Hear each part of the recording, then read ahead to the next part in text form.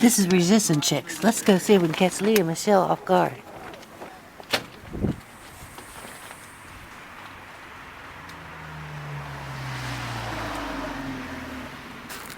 What are you doing, Michelle? So the power line company came and like hacked off, look at that, our trees. And they do it, and I get it, okay, whatever. I would feel way worse if we had an evergreen. I don't know if you can see that down there, like theirs. And now it just looks kind of like a half moon. But anyway, we've been begging for wood chips. I don't know if you guys have seen the Back to Eden documentary, where it's wood chip based gardening. It's a no-till method. So essentially, like, let's pretend this is a plant. These decompose and they stay on top. If they were decomposing underneath of the soil, it would zap nitrogen. You all know that. Leaves, other woody type things, it'll zap nitrogen from the soil if it decomposes in the soil. If it decomposes on top of the soil, it doesn't. And what it does is it creates a really hospitable environment for moisture, for good microbes. It keeps the soil really... Have you guys ever put leaves down in a big pile and then the spring you rake them off and underneath that soil is just like black gold?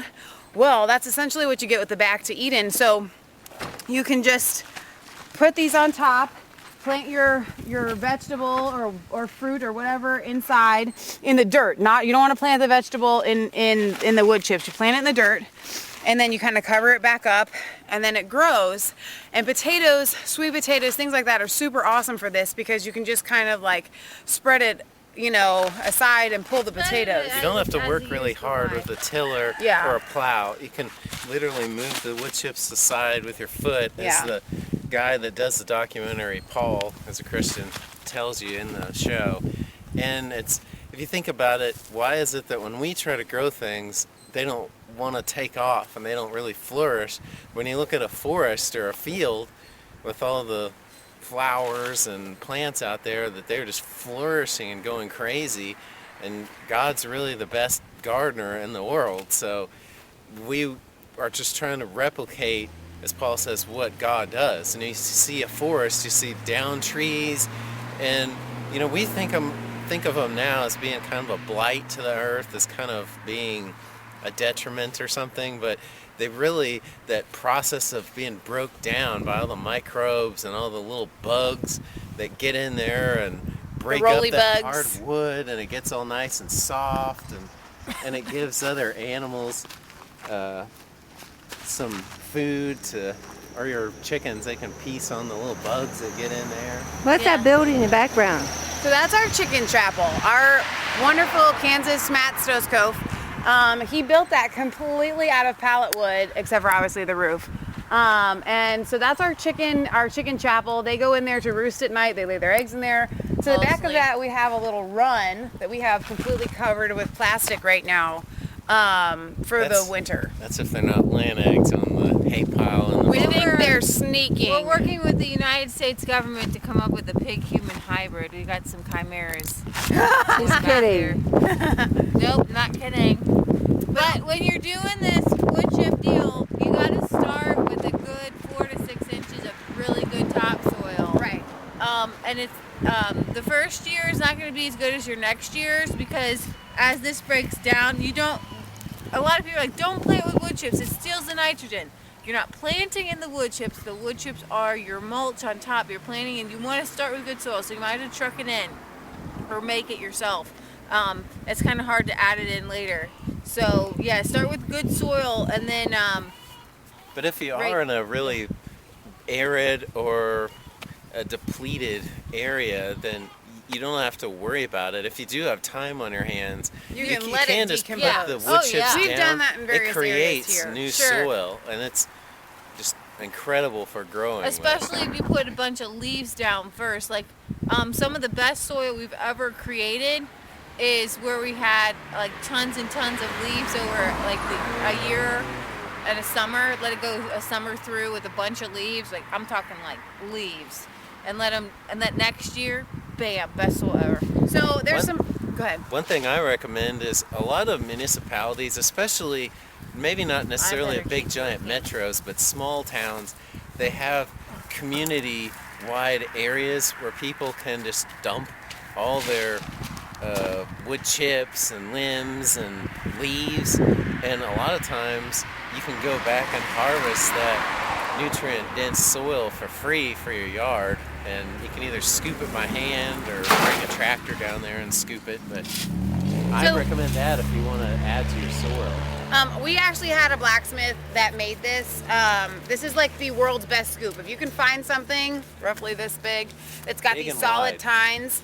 And it's got this kind of like tractor seat type dip in it. It is like the best scoop. Like you can fill up a wheelbarrow in like 2 or 3 scoops with this giant thing. But another thing I wanted to tell you guys before we sign off here with what we do with our wood chips, if you're keeping animals and you need to winter them, not only just for wintering but for other times, we put the wood chips in our pens for our pigs.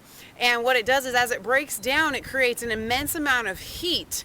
And so you don't have to worry so much about them being out there in the cold. We've got poly on the top, and then the heat is generated by the decomposition of the wood chips, and then the heat rises, and then it kind of goes back in a circle again. So we use the wood chips for everything. For us right now, we've had this is a rainy winter for us. It's kind of muddy. So we're super excited about this because we're gonna be able to cover up some muddy pathways. And we also use it for mulch to kind of spruce the place up. Right now it's winter and it doesn't look very good. It's pretty nice to be able to go throughout the farm and not really have to track mud into the house too. Yeah, exactly. The audience has a Good question. all around. What audience? You guys are so pretty. You don't tell me you use a pitchfork. Do you actually pick up manure too? We do actually pick up manure. Actually, I've been known to pick it up with my bare hands. And you if it's deal in the with way. pigs too? We do. I don't look very pretty today. This is Michelle without the makeup. Get a good look because the Resistance Chicks Michelle puts on makeup. Farmer Michelle doesn't. Well, actually I do, but yeah. So you guys, you can live a sustainable life and it doesn't have to be this like weird, yucky. I'm gonna do another plug because I love plugs. Y'all need to read the book Eat Dirt by Dr. Josh Axe. Talks about getting back to the earth and how we're missing the good microbes in our system because everything that we're eating with the chemicals is killing it. And he talks about getting back to the earth, touch the dirt, be in the dirt, be around it, and everything like that. So and he has a ton of videos on YouTube you can check out as well. And obviously, you know, he's a Christian. He says that the first and foremost, the best thing you can do for your body is prayer and seeking God through His holy word. And the food and just God's natural ways that are just, they fill every single page of the Bible. That's extremely important. I consider dirt the bad stuff, the chemicals. To me, that's dirt. The earth isn't actually like a dirty, nasty thing. It's a good thing. So when I'm out with my pigs and I'm out in the dirt and I'm getting dirt under my fingernails, I feel clean. What? You don't have pigs, you have chimeras. We have chimeras, yeah. They're butterflies. Well, dirt can't be that bad to get in. I mean, God said He created us from the dirt, so. Yeah. What is this? That makes so much, and that's our border collie city. What is this? This is our chimera. Come here, chimera. Okay, if you guys haven't seen our pig video, this is totally being facetious and making fun of the scientists for today. But this is Sydney. My mom wants to give you guys a tour of our farm, I'm assuming right now. I'm not happy with her about that because it doesn't look good right now. In the summer and in the spring, it looks fantastic. But in the fall and in the winter, it looks terrible. What's the sign say? It says God's Little Acre. You can see probably from videos in the past where it looks better. I need to redo it. Did your blacksmith make that? Our blacksmith did make that. You guys might notice, I want my mom to pan in, we're not trash heapers. Back there you see a bunch of trash bags, and that's our pig pen back there. In the fall, what we do is we go around to all of our neighbors and we pick up their bags of leaves when they put them out for the trash. I think it's terrible. I don't think you should put your leaves out for the trash. You should compost them. But if everybody else is going to throw them away, not only are we going to save the earth, but we're going to utilize them. We give them to our pigs, but we also use them to compost so that, again, with the back to eating gardening and bringing in new microorganisms and really good soil. So that's what the leaves do for us. So this is a little peek into the Resistance Chicks and Kansas Cowboy and what we do when we're not giving you guys videos. This is it. Like I said, it looks much better in the spring, and if you guys stick with us, you'll get to see that. All right, Michelle signing off for Resistance Chicks, Mass Faith 3, God's Little Acre, and Isaiah 58 Ministries. We'll talk to you soon.